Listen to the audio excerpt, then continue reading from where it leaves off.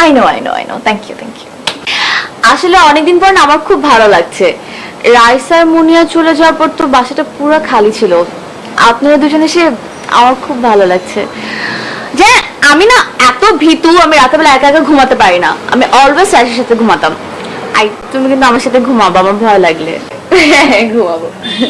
আচ্ছা নীল, তোমার কথা বলো, তুমি কি করো, মানে তোমার কি খবর সেটা বলো। খবর আর কি, আসলাম এতদিন পর সবাই আবার একসাথে আড্ডা দিই। জানো আপু নীল না অনেক ভালো গান গাইতে পারে, ঠিক না নীল?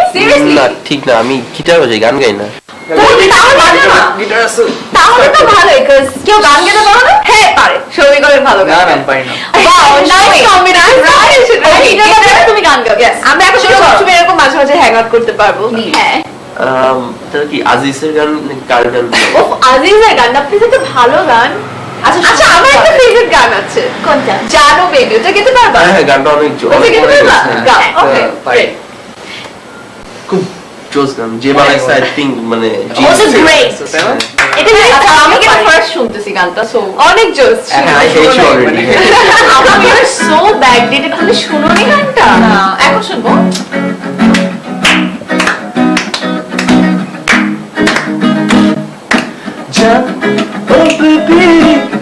সোনা ময়না পাখি, কবে তুমি হবে আমার আসবে বুকে।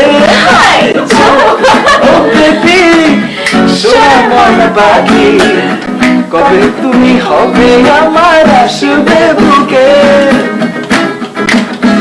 তুমি তো পারো, গাও। আমার যত ভাই বরাবর ডাকতো তোমার হাবি, তোমার শাড়ির আঁচলেতে থাকে ঘরের চাবি। হাবু ডুবু খাচ্ছি আমি প্রেম সাগরে নেমে, প্রথম দেখায় পড়েছিলাম আমি তোমার প্রেমে। তো তোমারই ওরে লাল শাড়ি, কবে তুমি আসবে বলো বউ হয়ে ঘরে। হয় যান ও বেবি গাও, সোনা ময়না পাখি, কবে তুমি হবে আমার আসবে বুকে।